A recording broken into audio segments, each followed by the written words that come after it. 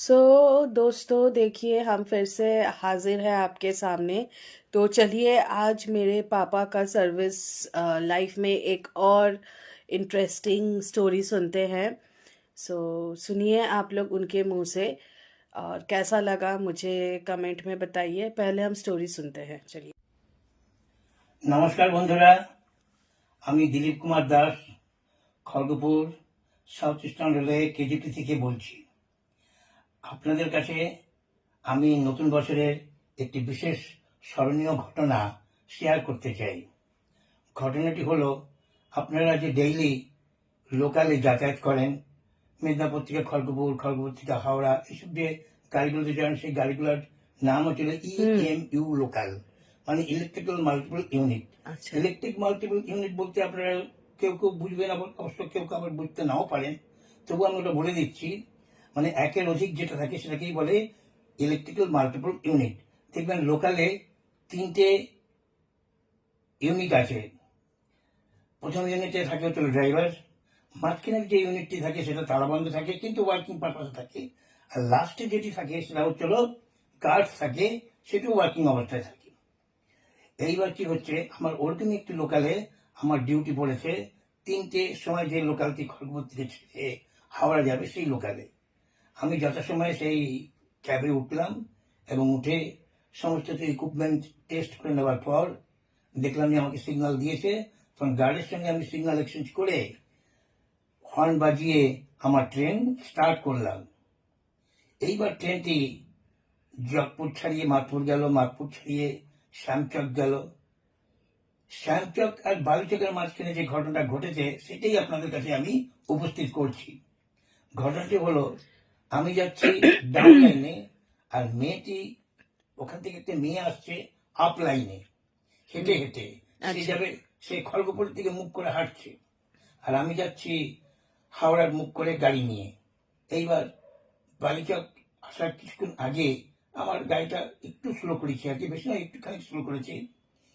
ইন্দিমেন্ট আমি দেখছি যে মেয়েটি ডাউন আপ লাইন থেকে সাডেনলি আমার ডাউন লাইনে চলে আসে।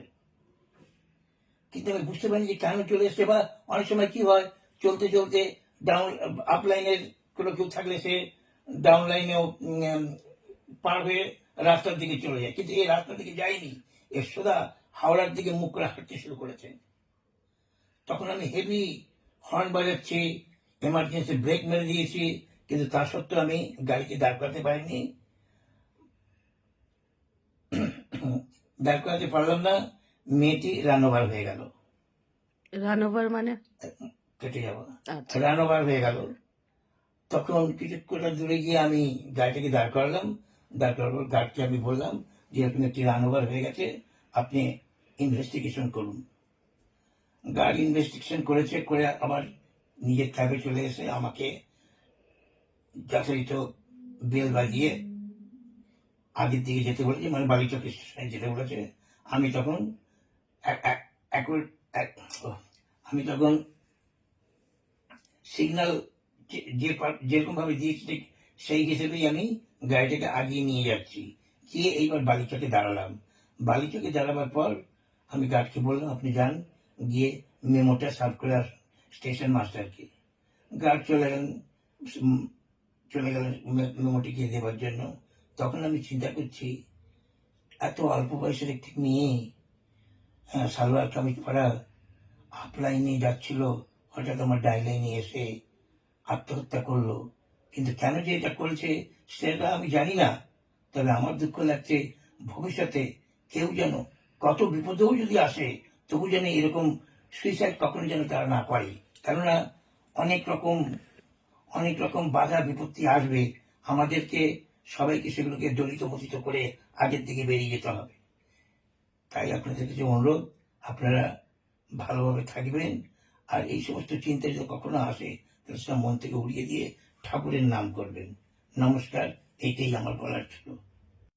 दोस्तों आपने सुना ये कहानी मेरे पापा के मुंह से। तो कहानी का मॉरल ऑफ द स्टोरी ये था कि चाहे कुछ भी मुसीबत आ जाए, हमारे इंसान की ज़िंदगी में अप्स एंड डाउन्स आते रहते हैं। हमें हमें हर सिचुएशन को फेस करना है, हार नहीं मानना है। कहावत है दोस्तों कि जो हार गया वो मर गया। सो इसी वजह से हर सिचुएशन पे डट के रहना है। सो आज का हम यही ब्लॉग यही एंड करते हैं दोस्तों। कैसा लगा कमेंट में मुझे ज़रूर बताना आप लोग प्लीज़। और प्लीज़ मुझे ऐसे ही आप लोग सपोर्ट करते रहना। इससे पहले एक पापा का मैंने एक हैप्पीएस्ट मोमेंट शेयर किया था, उसमें आप लोगों ने बहुत प्यार दिया है। आप सभी को दिल से, आप सभी को उसके लिए धन्यवाद। सो आज का ब्लॉग यही एंड करती हूँ। Tata bye bye, love you.